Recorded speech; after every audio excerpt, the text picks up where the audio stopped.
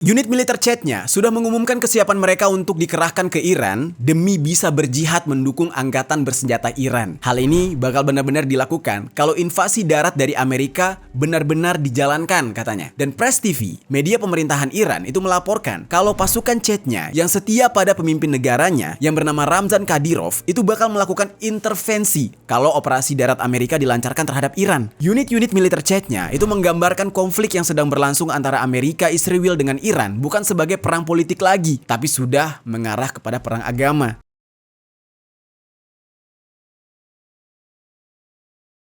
Geng, ini real ya. Perang akan semakin merembet kemana-mana dan ditakutkan akan terjadi perang dunia ketiga. Seperti yang kita tahu ya, konflik di Timur Tengah itu tidak bisa terbendung lagi. Mau itu konflik di Gaza sampai dengan konflik terbaru antara Iran dengan Amerika dan juga Israel. Militer Iran merilis video detik-detik peluncuran senjata tempur pesawat tabrawak atau drone ke wilayah Kuwait. Drone tersebut menargetkan pabrik petrokimia Israel dan pusat komando Angkatan Darat Amerika Serikat di Kuwait. Bahkan di Eropa Timur sana, perang antara Rusia dengan Ukraina juga belum selesai. Ini bukan hanya sekedar konflik atau perang biasa aja, tapi sudah mulai merembet-rembet ke perang agama. Padahal sebenarnya permasalahan ini jelas-jelas merupakan perang politik, perang ekonomi, perang dagang. Namun karena spesifiknya beberapa negara yang berperang itu backgroundnya adalah sebuah negara dengan hukum berlandasan agama. Contohnya kayak Iran yang berlandasan hukum agama Islam. Akhirnya sentimen terhadap agama jadi terbawa-bawa. Padahal kalau kita berbicara, sebenarnya perang tersebut tidak mengenai satu agama. Ya memang Israel yang backgroundnya orang-orang Yahudi menyerang Palestina, mereka terkadang membawa unsur agama mereka yaitu Yahudi. Tapi di Palestina sendiri agama yang ada di sana nggak cuma agama Islam, nggak cuma orang Muslim, Kristennya besar, Islamnya besar, bahkan umat Yahudinya di Palestina juga besar. Tapi memang kita nggak bisa menghilangkan faktor agama di dalam sebuah konflik. Karena mau bagaimanapun, terkadang agama yang bakal menyatukan semua orang dari berbagai negara menjadi satu golongan. Termasuk dengan negara yang satu ini, geng. Nah jadi, sesuai judul yang udah kalian baca, negara Uganda yang mengaku bahwa mereka memiliki kesamaan secara background agama dengan Israel, mereka ingin membantu Israel di dalam perang melawan Iran. Padahal kalau kita pikir-pikir, background dari orang-orang di Uganda itu bukan orang Yahudi, melainkan mereka beragama Kristen. Tapi entah mengapa, mereka beranggapan kalau mereka ini memiliki kesamaan dengan orang-orang Yahudi Israel. Dan mereka menyatakan sikap untuk siap mendukung Israel dalam perang ini. Akibat Uganda yang angkat bicara soal agama, akhirnya muncullah sebuah negara lain yang juga membawa sentimen agama untuk membalas ucapan Uganda, yaitu sebuah negara yang dikenal dengan ketangguhan militernya, yaitu Chechnya. Negara yang memiliki hubungan yang sangat erat dengan Rusia dan dikenal dengan militer yang super tangguh. Nah, seandainya nih geng, pasukan militer dari Uganda dan Chechnya benar-benar ikut terjun dan berhadapan di medan perang, kira-kira menurut kalian siapa yang akan menang? Coba deh, menurut opini kalian aja, coba tinggalkan komentar di bawah. Di video kali ini, gue bakal membahas mengenai Uganda yang mendukung Israel dan Chechnya yang mendukung Iran, yang mana keduanya saling mendukung dikarenakan sentimen agama. Dan gue juga bakal membandingkan bagaimana kekuatan militer dari masing-masing negara supaya kalian juga bisa menilai sesuai dengan fakta dan data. Langsung aja kita bahas secara lengkap. Halo geng, welcome back to Kamar Jerry.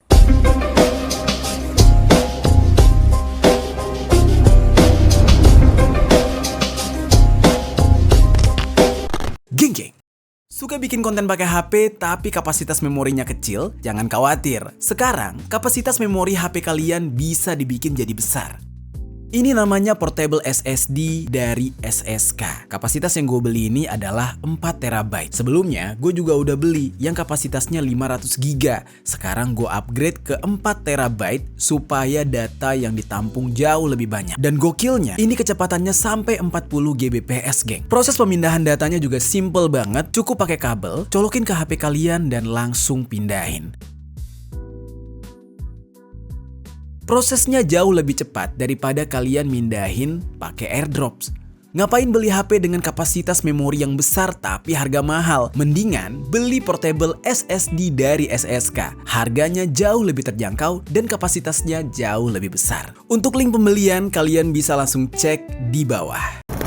Oke, untuk pembahasan yang pertama kita bahas dulu ya. Soal Uganda yang angkat bicara dengan jelas mengatakan kalau mereka ingin mendukung Israel karena background agama yang sama.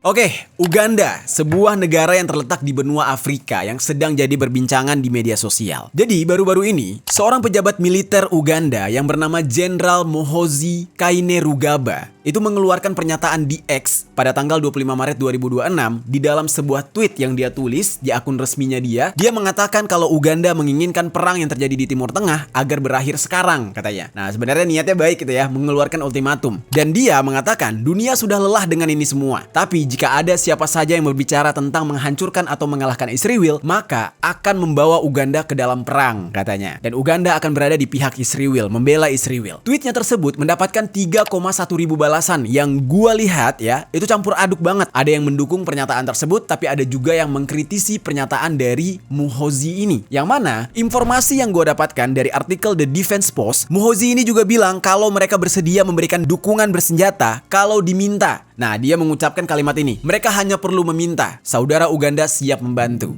Jadi, maksudnya itu adalah Israel silakan minta bantuan Uganda, sekali ucapan aja Uganda langsung menuju ke Timur Tengah, kata dia. Dia juga menjelaskan kalau dukungan Uganda tersebut didasari oleh alasan agama dan hubungan sejarah. Dia menyatakan kalau Uganda berdiri bersama dengan Israel karena sebagai bangsa mayoritas Kristen, mereka merasa memiliki ikatan spiritual. Dan gak cuma itu, mereka juga mengingat bantuan yang pernah diberikan oleh Israel kepada Uganda pada tahun 1980-an dan 1990-an. Nah, oleh karena itu, pernyataan dukungan yang diberikan oleh Muhoozi yang dianggap mewakili suara dari rakyat Uganda itu juga dianggap sebagai balas budi atas kebaikan Israel kepada negara tersebut. Muhoozi juga menyebutkan kondisi ekonomi Uganda di saat ini sudah cukup untuk memberikan bantuan nyata kepada Israel seperti dukungan militer, peralatan, logistik, atau bantuan-bantuan lainnya.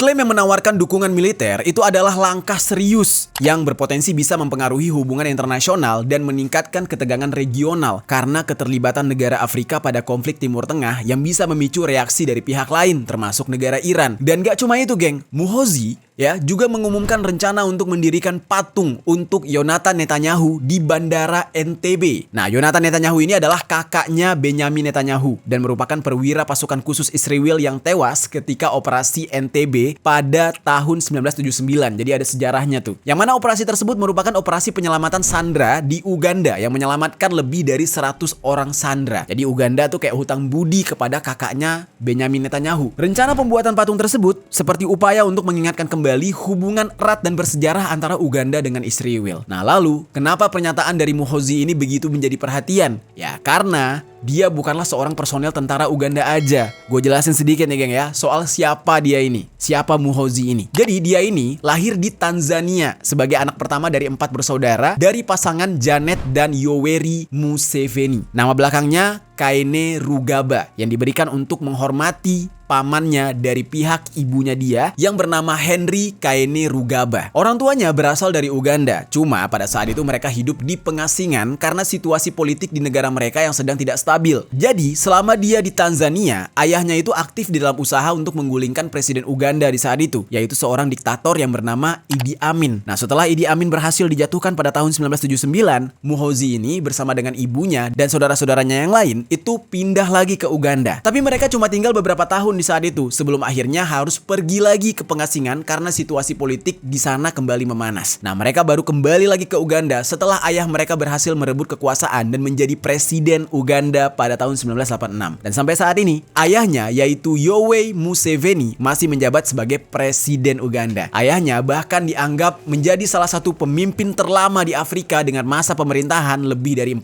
tahun. Nah, jadi nggak heran ya, kenapa ketika dia mengeluarkan pernyataan seperti itu ya, jadi ramai diperbincangkan karena bukan hanya status dia sebagai seorang prajurit, tapi juga dia merupakan anak seorang presiden. Pernyataan dia jadi nggak main-main. Ketika dia mengucapkan bahwa mereka ingin turun ikut perang, itu kan sebenarnya belum tentu rakyat Ugandanya sendiri setuju. Tapi kan yang ngomong anak presiden, mau nggak mau kemungkinan besar keharusan bisa terjadi. Terus geng, kita kembali lagi nih ke urusan agama yang dia singgung-singgung. Dan memang sebagian besar penduduk Uganda, yaitu sekitar 4/5 dari total populasi, itu menganut agama Kristen. Jadi mayoritasnya Kristen di sana. Dan mereka terdiri dari dua kelompok besar, yaitu Katolik Roma dan Protestan. Ya mirip-mirip ya, seperti di Indonesia. Kelompok Protestannya yang ada di Uganda juga cukup beragam, seperti Anglikan sebagai kelompok terbesar. Terus ada Pentakosta, Advent, Baptis, dan Presbyterian. Tapi ada juga yang beragama Islam di sana, geng. Ya perbandingannya sekitar 1 dari 8 penduduk. Ibaratnya tuh nggak ada apa-apanya lah dibanding mayoritas Kristen di sana. Dan Islam menjadi agama dari luar yang pertama kali masuk ke Uganda dan pengaruhnya dalam bidang politik mulai terasa kuat pada tahun 1970-an. Dan sementara itu, agama Kristen datang pada masa penjajahan melalui kegiatan para misionaris yang sangat aktif di sana, terutama di wilayah selatan Uganda.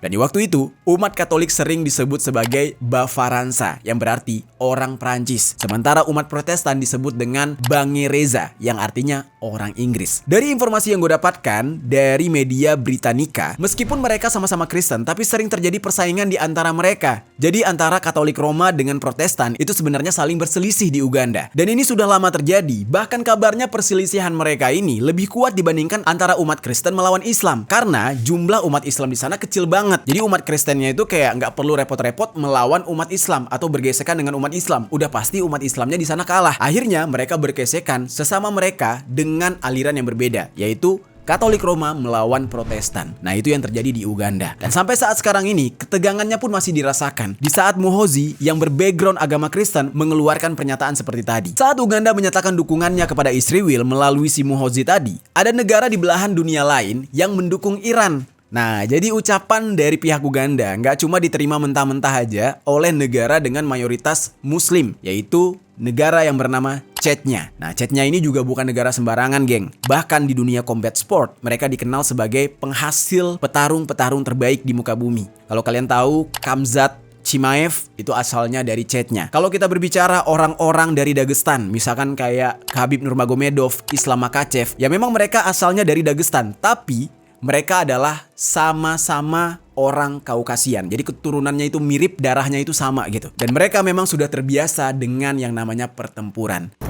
Gimana bisa nih ya, Chechnya jadi ikut campur di dalam ucapan Uganda ingin membela Israel ini? Dan bagaimana kekuatan Chechnya itu sendiri? Apakah akan sebanding dengan Uganda? Kita bahas secara lengkap tentang Chechnya dan dukungannya terhadap Iran atas ucapan dari Uganda.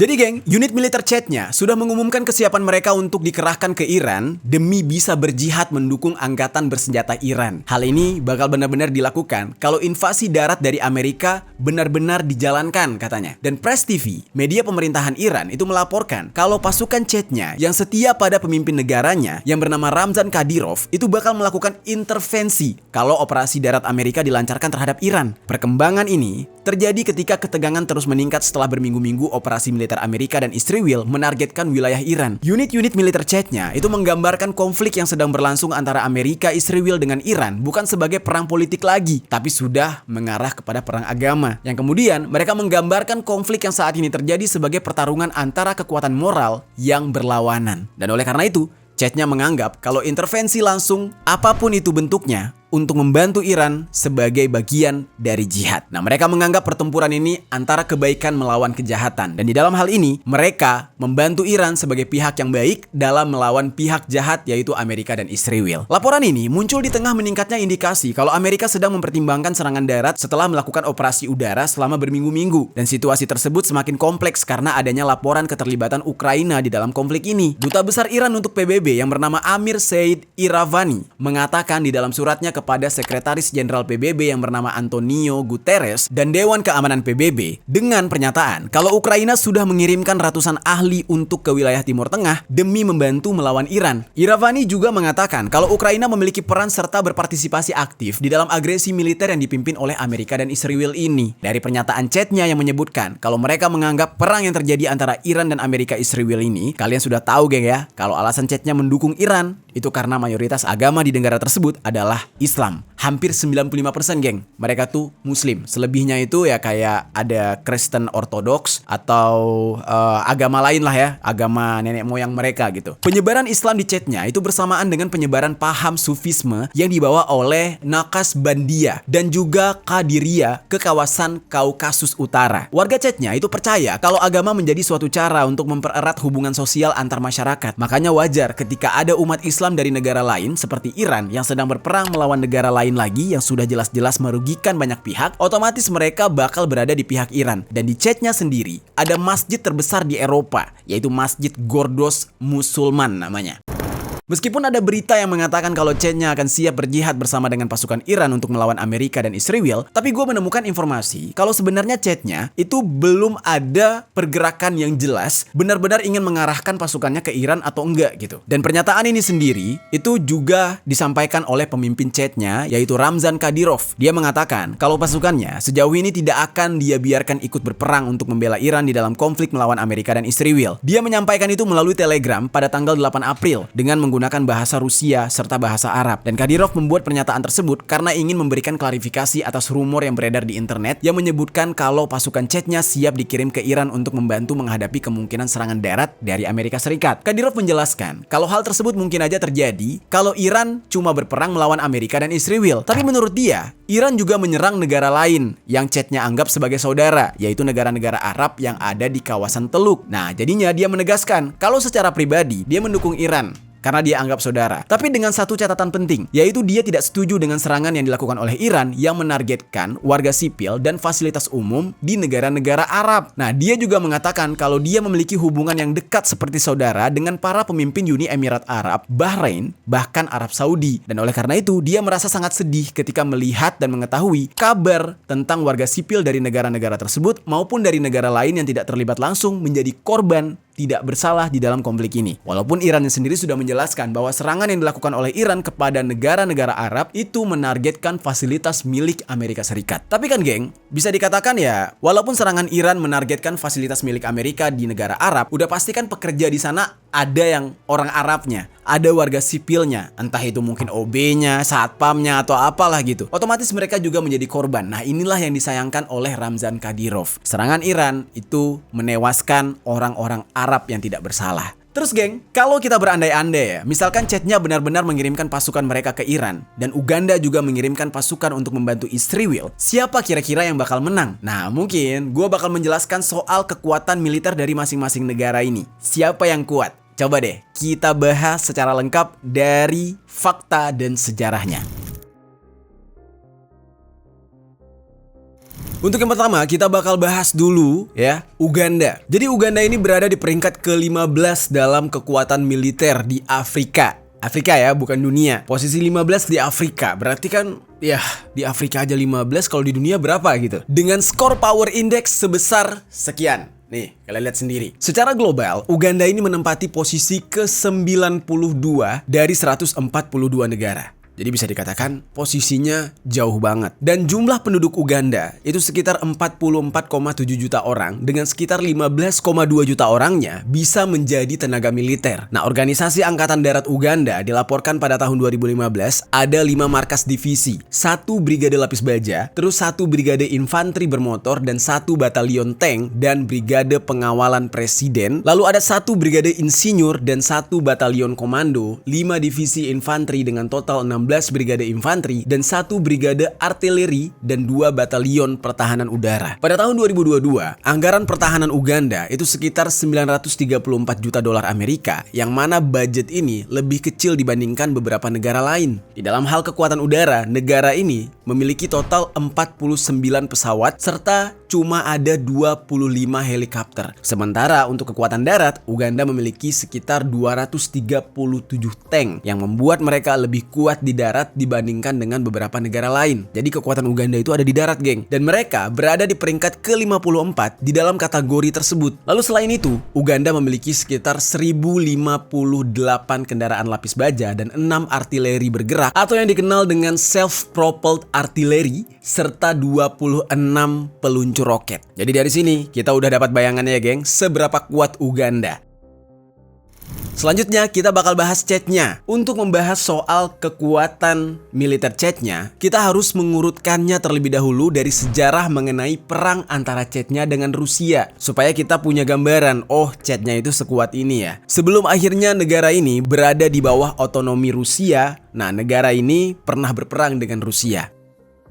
Jadi geng, dari perang inilah pada akhirnya itu bakal menentukan seberapa besar kekuatan militer negara Chechnya ini. Jadi Chechnya itu berperang dengan Rusia sebanyak 2 kali. Yang pertama terjadi pada tahun 1994 sampai dengan 1996. Setelah jatuhnya Uni Soviet, Rusia menjadi negara sendiri pada bulan Desember tahun 1991. Walaupun Rusia dianggap sebagai penerus Soviet, tapi Rusia sudah terlanjur kehilangan kekuatan ekonomi mereka dan kekuatan militernya juga. Dan etnis Rusia di tanah Soviet di saat itu adalah mayoritas, yaitu sebesar 70%. Tapi banyak perbedaan etnis dan agama yang mengancam kesatuan Rusia. Di sisi lain, Boris Yeltsin ketika mencalonkan diri sebagai presiden Rusia pada tahun 1990, dia itu berjanji bakal menyelesaikan masalah hubungan antara pemerintah pusat Rusia dengan daerah-daerah federal. Masalahnya, banyak daerah federal itu yang mau punya kebebasan seperti diberikan hak otonomi, bahkan ada yang mau merdeka. Jadi mereka nggak mau ikut Rusia lagi. Untuk menyelesaikan permasalahan ini, dibuatlah sebuah aturan baru, yaitu berupa perjanjian federasi pada tanggal 31 Maret 1992 oleh Yeltsin dan Ruslan Kasbulatov, yaitu seorang keturunan Chechnya sekaligus ekonom dan politisi Rusia. Perjanjian ini disetujui oleh hampir semua daerah di Rusia. Ada 86 dari 88 wilayah, tapi mereka menginginkan agar wilayah mereka diberikan otonomi dan hak khusus. Terus ada 2 negara yang menolak perjanjian itu, yaitu Chechnya dan Tatarstan. Beberapa tahun kemudian, pada tahun 1994, Rusia akhirnya mencapai kesepakatan dengan Tatarstan dengan memberikan negara tersebut otonomi yang luas, yang akhirnya cuma tersisa Chechnya geng yang masih belum setuju. Negosiasi antara pemerintah Rusia dan Chechnya juga nggak berhasil karena Chechnya ini emang ya tipikal keras kepala gitu loh geng. Dan kemudian di saat itu Dzhokhar Dudayev selaku pemimpin Chechnya pada masa tersebut mendeklarasikan kemerdekaan atas Chechnya pada tahun 1991. Dan pada saat itu Rusia merasa khawatir kalau Chechnya berhasil merdeka, maka wilayah lain akan ikut memisahkan diri. Artinya tuh kayak, wah jangan sampai nih gara-gara Chechnya mendeklarasikan kemerdekaan, daerah lain tuh ikut-ikutan, ke-trigger pengen pisah juga. Ini bahaya buat Rusia sebagai daratan bekas Soviet. Kalau mereka nggak bersatu, bisa-bisa mereka bakal diinjak-injak oleh Barat. Terus ada faktor lainnya juga. Karena kondisi di Chechnya di saat itu sedang kacau, banyak terjadi kekerasan dan penculikan sampai kejahatan tingkat tinggi. Oleh karena itu, pada tanggal 11 Desember tahun 1994, Rusia mengirimkan pasukan untuk mengambil alih kembali Chechnya setelah mereka mendeklarasikan kemerdekaan. Pihak Rusia memperkirakan mereka bakal melakukan operasi ini dengan cepat, namun realitanya jauh dari apa yang mereka bayangkan. Karena perlawanan dari pihak Chechnya ternyata di saat itu kuat banget, sehingga membuat perang mereka yang tadinya dipikir bakal terjadi beberapa minggu doang,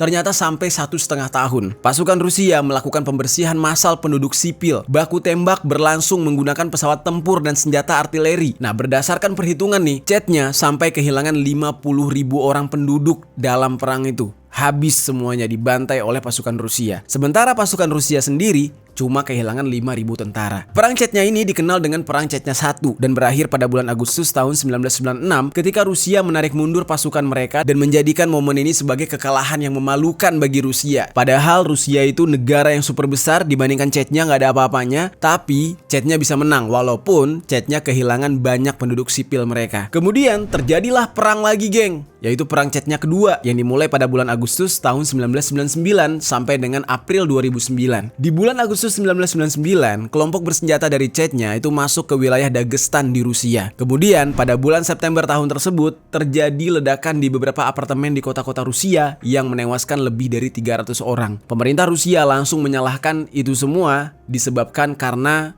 ya orang-orang Chechnya. Meskipun pada saat itu nggak ada pihak dari Chechnya yang mengaku bertanggung jawab atas insiden tersebut. Di awal perang, tentara Rusia itu dibantu oleh pasukan dari Chechnya yang pro terhadap mereka. Jadi ada sebagian besar penduduk Chechnya itu yang pengen tetap bersama Rusia. Nah, mereka tuh bantu Rusia untuk melawan kelompok Chechnya yang ingin memisahkan diri, yang disebut oleh pasukan Rusia sebagai separatis. Dan di saat itu, Rusia dan kelompok Chechnya yang membela mereka ini berhasil merebut ibu kota Chechnya, yaitu yaitu Grozny. Setelah pengepungan selama musim dingin di bulan Desember tahun 1999 sampai bulan Februari tahun 2000. Di bulan Mei tahun 2000, Rusia mulai mengendalikan langsung Chechnya lagi. Meskipun begitu, perlawanan dari kelompok bersenjata Chechnya itu masih terus berlangsung selama beberapa tahun yang menyebabkan banyak korban berjatuhan dari pihak Rusia. Dan pada tahun 2000, Rusia mulai menyerahkan sebagian tugas militer mereka kepada pasukan Chechnya yang mendukung mereka. Nah, Chechnya yang pro terhadap mereka itu diadu melawan Chechnya yang tidak mau berpihak kepada mereka. Operasi militer besar dihentikan pada bulan April 2002 dan selanjutnya penanganan konflik dialihkan ke Badan Keamanan dan Kepolisian Rusia. Singkat ceritanya, setelah konflik yang berkepanjangan, tepat pada tahun 2009, gerakan separatis Chechnya sudah berhasil dilemahkan. Udah banyak mereka yang dibantai dan pertempuran besar pun perlahan-lahan mulai terhenti. Di bulan April tahun 2009, operasi militer Rusia di Chechnya secara resmi berakhir. Setelah sebagian besar tentara ditarik, tugas menjaga keamanan diserahkan kepada polisi lokal Chechnya. Dan Chechnya di saat itu sudah berada kembali di bawah kendali Rusia. Beberapa bulan kemudian, pemimpin separatis Chechnya yang bernama Ahmed Zakayev itu menyerukan agar perlawanan bersenjata segera dihentikan. Jadi mereka menyerah. Hal ini menandai berakhirnya perang Chechnya II. Karena perang inilah Chechnya jadi bisa merampas persenjataan dari pihak Rusia di saat itu. Waktu perang pertama, Dudayev itu memobilisasi banyak laki-laki dari berbagai golongan umur untuk merebut gudang senjata milik Rusia. Dan sistem senjata utama itu direbut dari militer Rusia pada tahun 1992. Dan menjelang perang Chechnya pertama, sistem tersebut mencakup 23 senjata pertahanan udara, 108 APC dan tank, dan 24 artileri, dan 5 MiG-17-15, dan 2 helikopter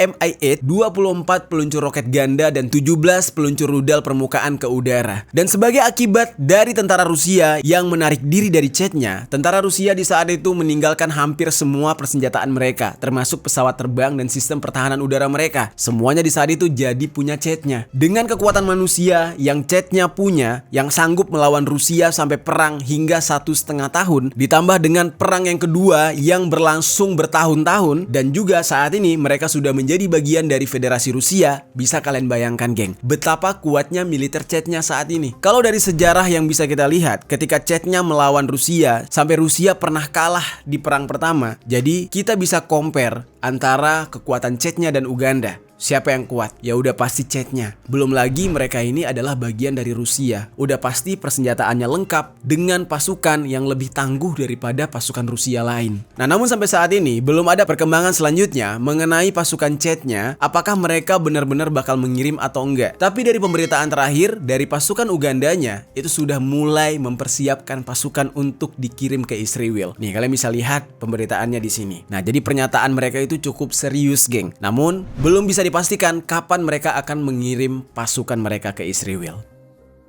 Nah, itu dia, geng, pembahasan kita kali ini mengenai dua negara yang dikabarkan akan membantu perang di Timur Tengah, yaitu Uganda yang ingin membantu Israel dan Chechnya yang ingin membantu Iran. Gimana, geng, menurut kalian tentang pembahasan ini? Coba tinggalkan komentar di bawah.